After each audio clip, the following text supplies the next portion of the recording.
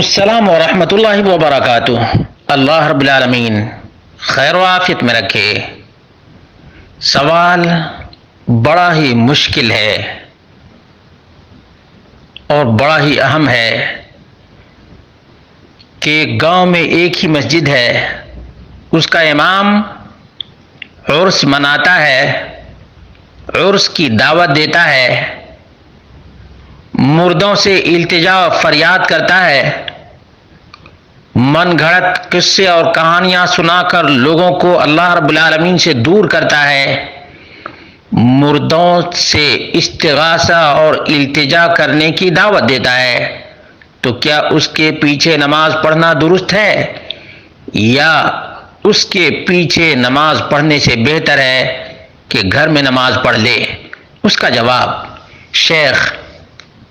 ابن باز رحمہ اللہ نے دیا ہے، بہت ہی مختصر ہے لیکن بہت ہی جامع ہے۔ چنانچہ انہوں نے کہا، لا تجوز الصلاۃ خلف جمیع المشرکین، کسی بھی مشرک کے پیچھے نماز پڑھنا درست اور جائز نہیں۔ ومنہم، مشرکین میں سے، من یستغیث بغیر اللہ، جو غیر اللہ سے استغاثہ کرتا ہے وہ بھی ہے، ویطلب منہ المدد، اور غیر اللہ سے مدد مانگتا ہے،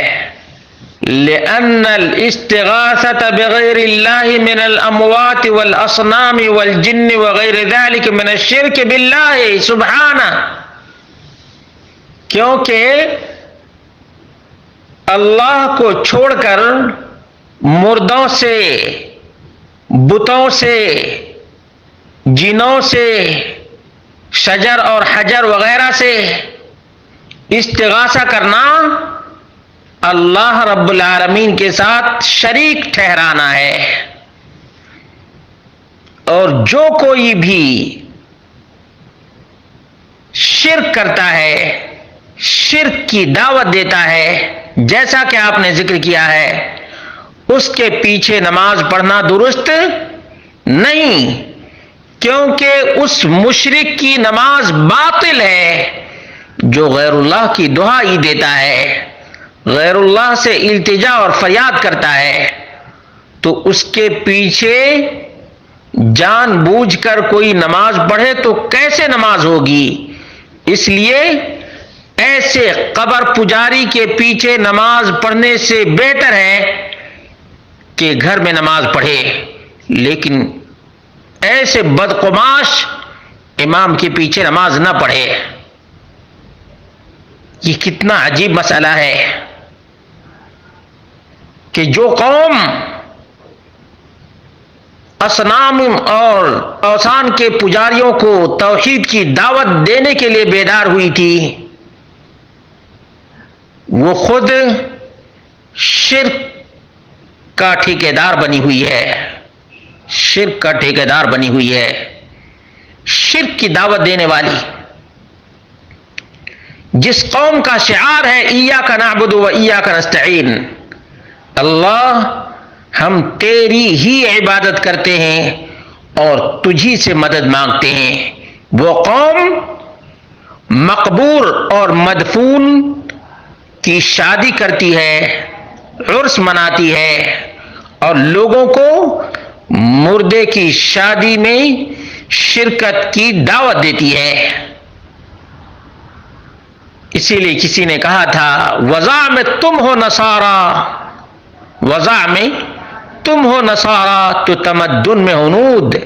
یہ مسلمان ہیں جنہیں دیکھ کے شرمائے یہود۔ مسلمان الحی القیوم کی دہائی دیتا ہے، اموات غیر احیاء کی دہائی نہیں دیتا۔ مومن سر کٹا سکتا ہے لیکن غیر اللہ کے سامنے سر نہیں جھکا سکتا ہے۔ لیکن کتنا بڑا عجیب مسئلہ بن گیا ہے کہ مسجد کا امام ہے، مردے کی شادی کی دعوت دیتا ہے، اعلان کرتا ہے، لوگوں کو مردہ پرستی کی دعوت دیتا ہے، توحید سے بیگانہ کرتا ہے، اور مردوں کے آستانوں پر جبین نیاز کو خم کرواتا ہے۔ این چه بوالعجبی است